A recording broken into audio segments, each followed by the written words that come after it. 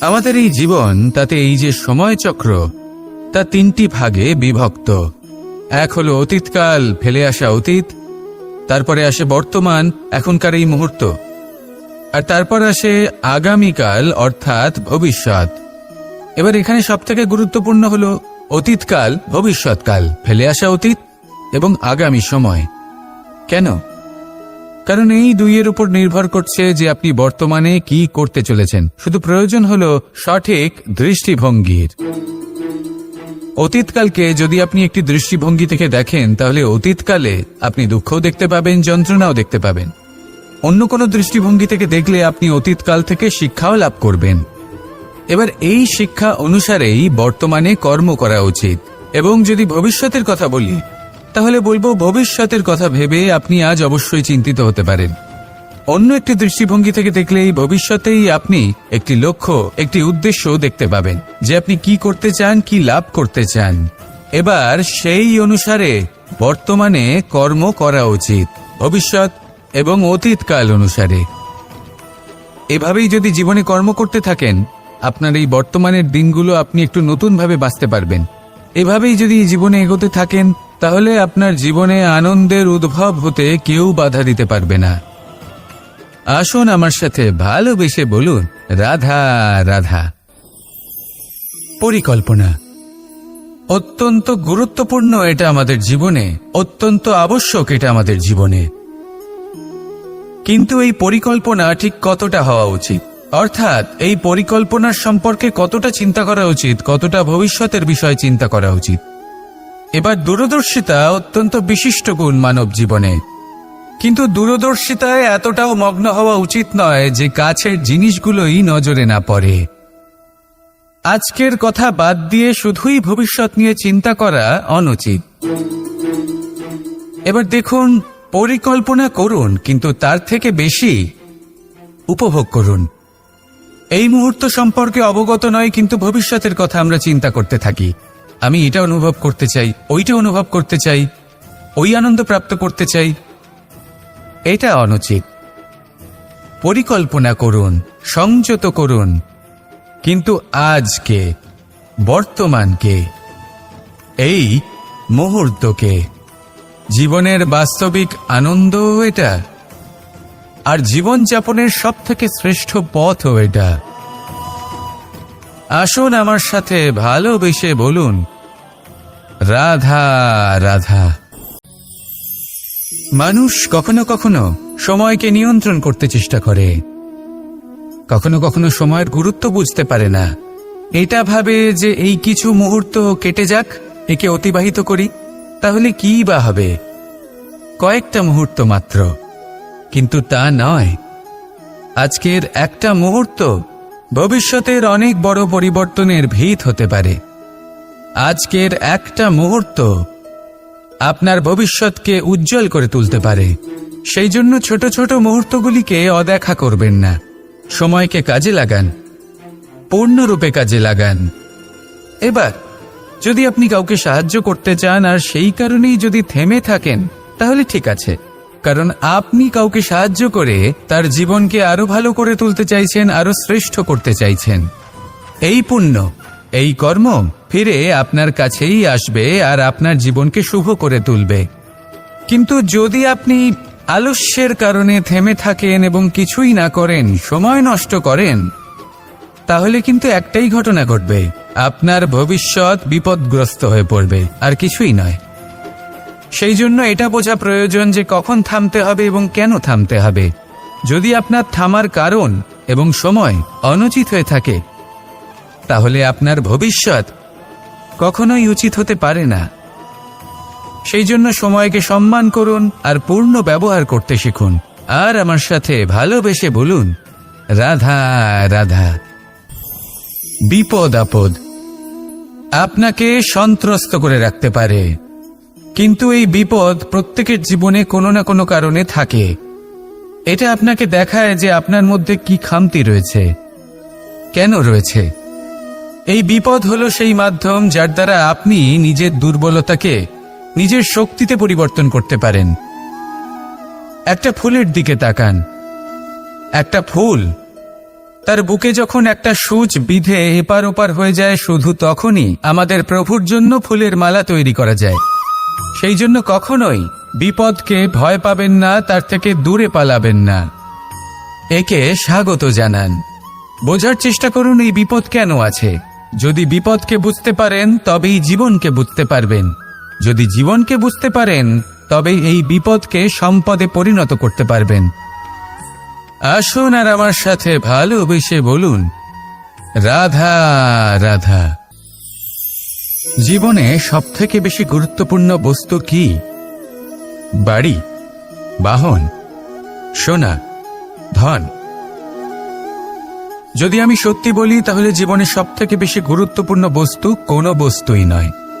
যদি কিছু গুরুত্বপূর্ণ থাকে তাহলে তা হলো অনুভূতি, করুণা, মিত্রতা, মাতৃত্ব, বাৎসল্য, আর সবথেকে বেশি গুরুত্বপূর্ণ ভালোবাসা।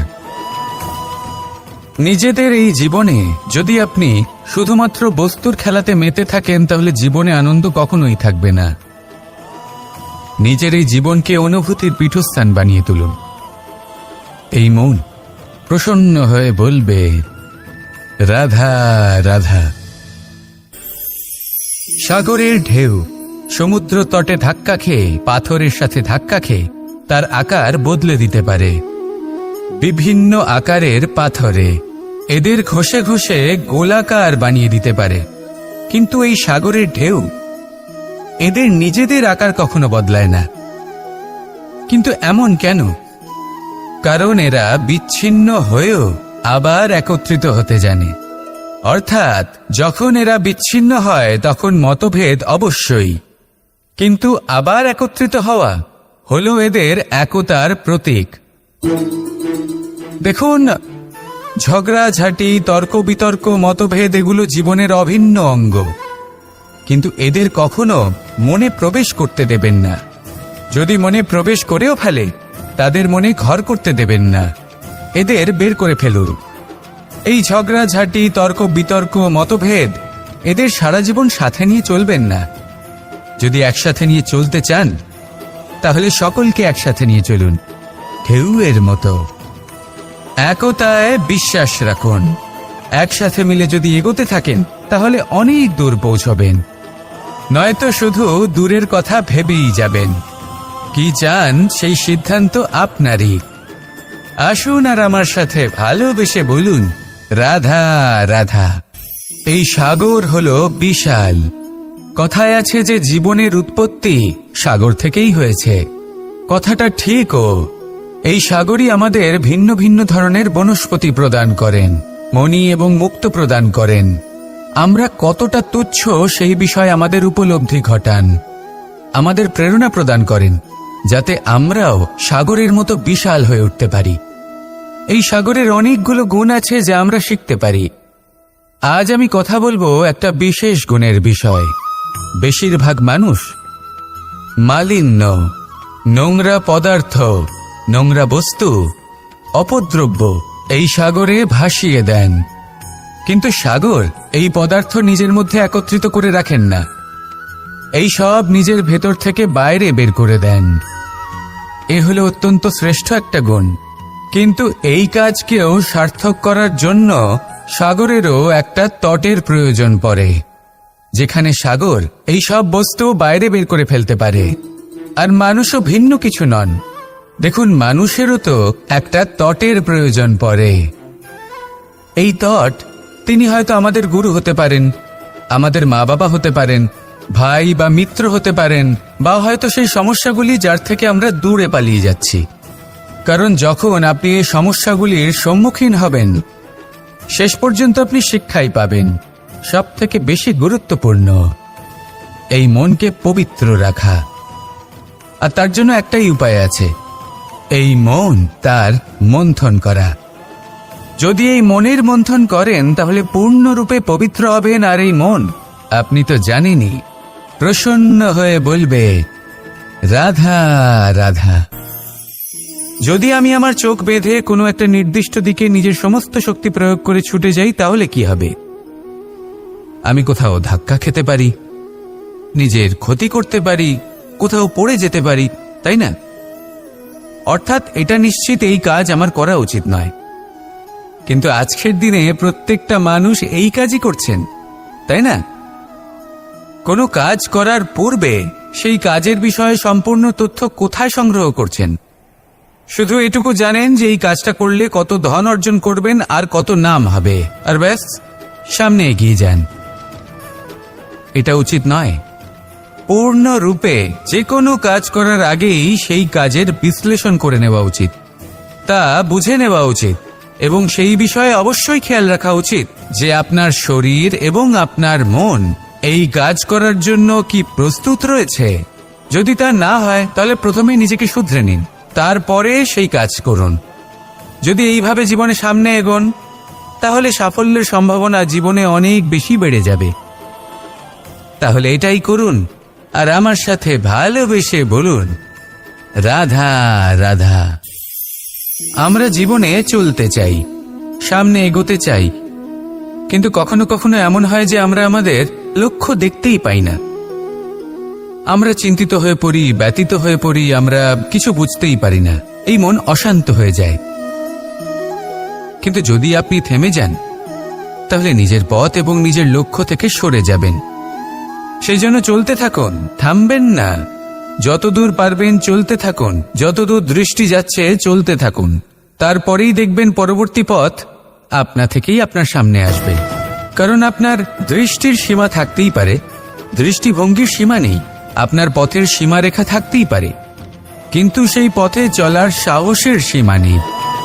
সেই জন্য নিজেকে অসীমিত করে তুলুন। এই সীমারেখা আপনা থেকেই দূর হয়ে যাবে, লক্ষ্য নিজে থেকেই দেখতে পাবেন, আর এই মন সুপ্রসন্ন হয়ে বলবে, রাধা রাধা। সম্পর্ক হলো আমাদের জীবনের একটি আধার। কিছু সম্পর্ক এমন যা আমরা জন্মসূত্রে লাভ করি, যেমন পরিবার, মা, বাবা। কিছু সম্পর্ক আছে যা আমরা জীবনে অর্জন করে থাকি, তা সে প্রেমের হোক, স্নেহের হোক বা বন্ধুত্বের।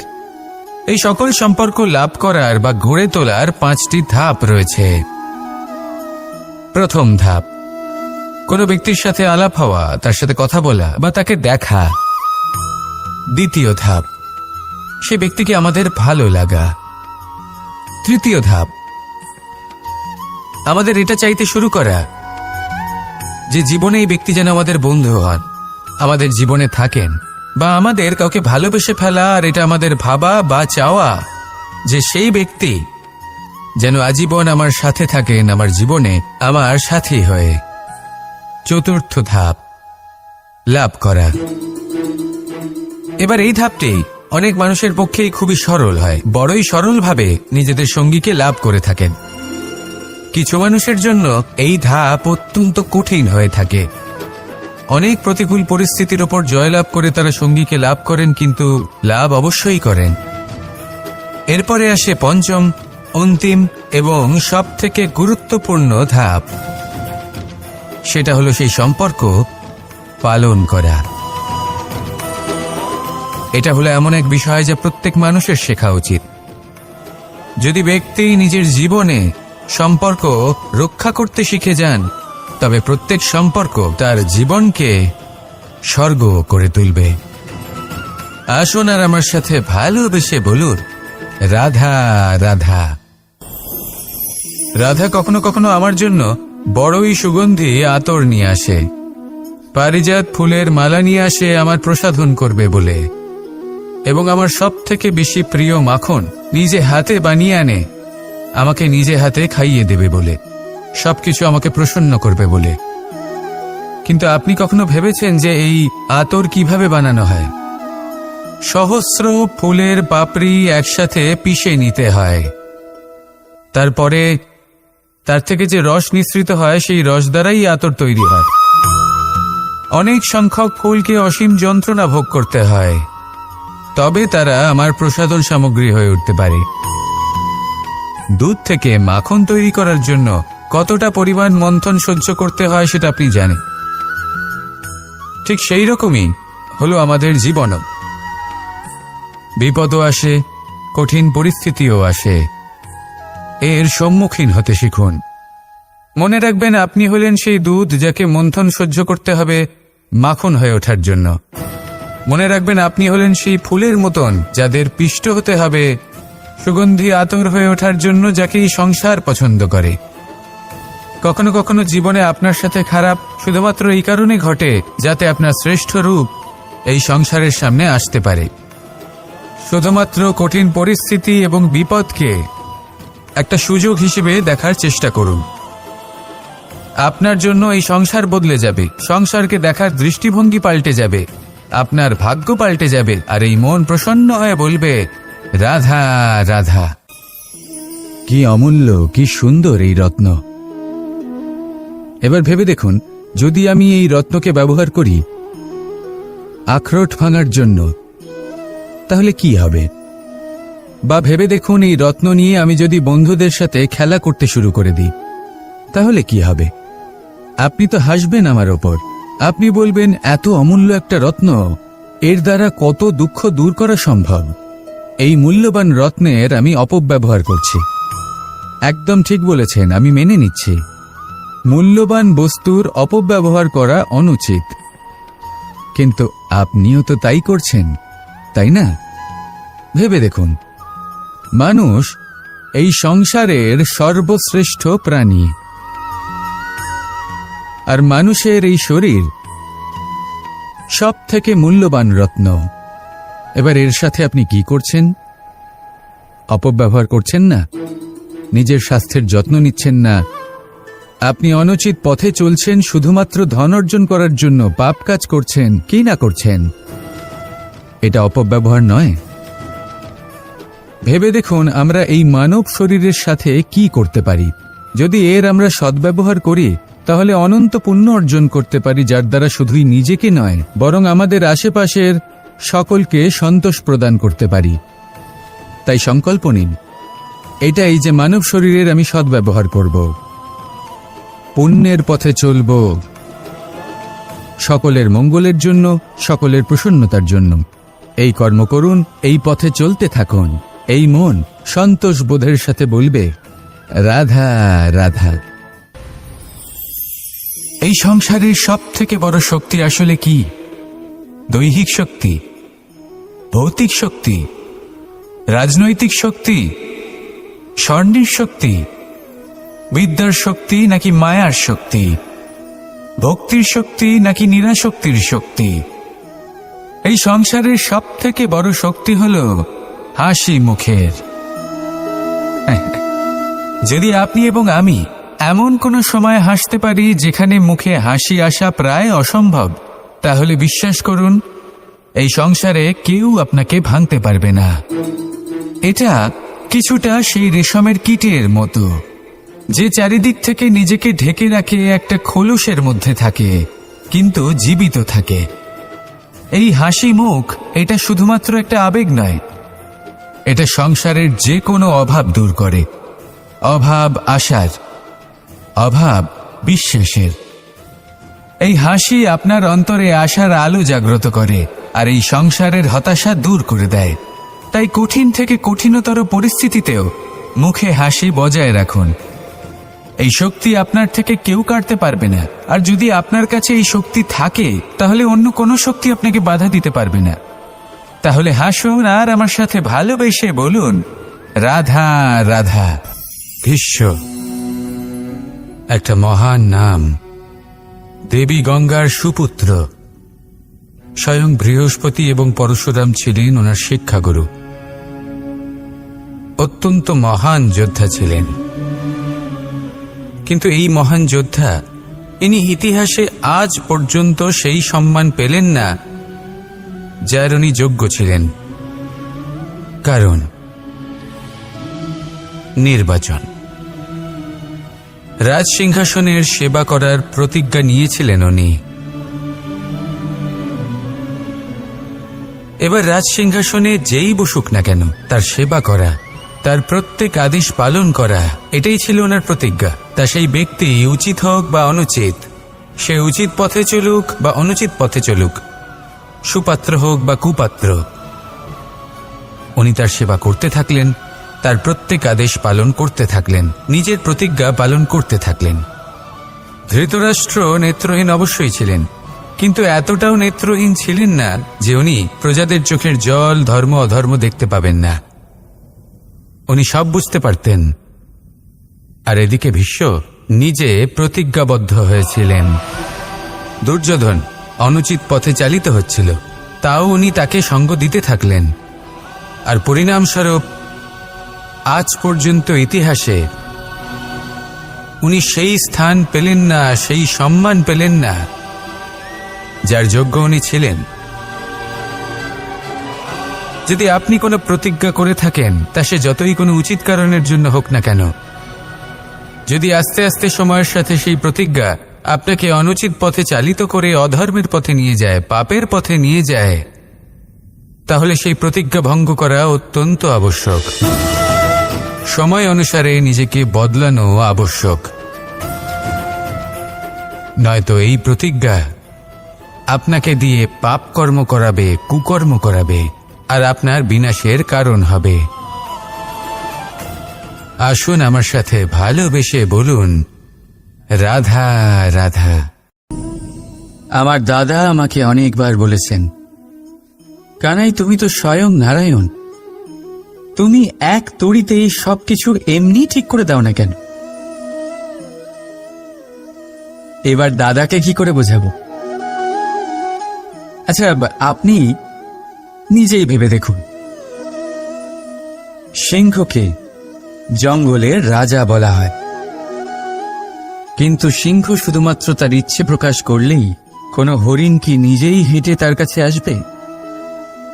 নিজেই কি রাজি হয়ে যাবে তার আহার হওয়ার জন্য? না, কখনোই না। যে কোনো কাজকে সফল করে তোলার জন্য আপনাকে চেষ্টা করতে হবে, পরিশ্রম করতে হবে, যাতে সেই কাজ ভালোভাবে সম্পন্ন হয়। শুধু ইচ্ছে দিয়েই কোনো কার্যসিদ্ধি হবে না। ইচ্ছে থেকে স্বপ্ন তৈরি হয়, তবে সেইগুলো সফল করতে গেলেও আপনাকে পরিশ্রম তো করতেই হবে। মনে করুন আপনার ইচ্ছে হলো খেতে, আর কোনো দয়ালু ব্যক্তি এসে আপনার সামনে খাবার রেখে দিল, তাও তা খেতে গেলে পরিশ্রম আপনাকেই করতে হবে।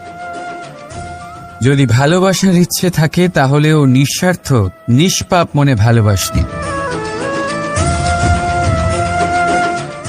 দেখুন, আপনি স্বপ্নে অবশ্যই উঠতে পারেন, কিন্তু এই পৃথিবীতেই আপনাকে বেঁচে থাকতে হবে। আর যদি এই ধরিত্রীতে আপনি এগিয়ে যেতে চান, তাহলে এই ভূমিকে পা দিয়ে আপনাকে পিছনে ঠেলতেই হবে। রাধা রাধা। জীবনে আমাদের অনেকের সাথে দেখা হয়, অনেকের সাথে বাক্যালাপ হয়। বহু মানুষকে প্রসন্ন বলে মনে হয়, আবার বহু মানুষকে চিন্তিত বলে মনে হয়। কিন্তু আপনি যদি এটা বোঝার চেষ্টা করেন যে কে বেশি প্রসন্ন থাকে, আবার কে বেশি চিন্তিত থাকে, তাহলে আপনি এটা লক্ষ্য করবেন যে বৃদ্ধ আর যুবক বেশিরভাগ সময় চিন্তিত থাকেন, অন্যদিকে বালক সর্বদাই প্রসন্ন থাকে, চিন্তার কোনো রেশই থাকে না। এর কারণ কি? এবারে আপনি বলবেন, এত সহজ বিষয়, বালকদের মধ্যে এত বোধই কোথায় যে তারা জীবনের সমস্যা বুঝতে পারবে, কষ্ট বুঝতে পারবে, দায়িত্ব বুঝতে পারবে? বিষয়টা আসলে তা নয়। বৃদ্ধের বিষয়ে যদি আমরা কথা বলি, তবে বৃদ্ধ নিজের বিগত সময় নিয়ে ভাবতে ভাবতে মনে মনেই দুঃখী হয়ে যায়। যুবক নিজের ভবিষ্যতের বিষয়ে ভেবে ভেবে চিন্তা করতে থাকে আজ। কিন্তু বালক শুধুমাত্র বর্তমানে বেঁচে থাকে, আর সেই জন্যই প্রসন্ন থাকে। দেখুন, বিষয়টা অত্যন্ত সরল। আপনি আপনার বিগত কাল পাল্টাতে পারবেন না। এখন যদি আপনি নিজের ভবিষ্যৎ আরো উজ্জ্বল করতে চান, তাহলে আজ নিজের কর্ম করতে হবে, আজ পরিশ্রম করতে হবে আপনাকে। তাহলে ভুলে যান গতকাল আর আগামীকালের চিন্তা, বর্তমানে আনন্দ করুন। কারণ এই বর্তমান আপনার ভবিষ্যৎ উজ্জ্বল করতে পারে, আবার এই বর্তমান আগামী সময় আপনার সেই বিগত কাল হবে যার কথা ভেবে আপনার গর্ব হবে। রাধা রাধা।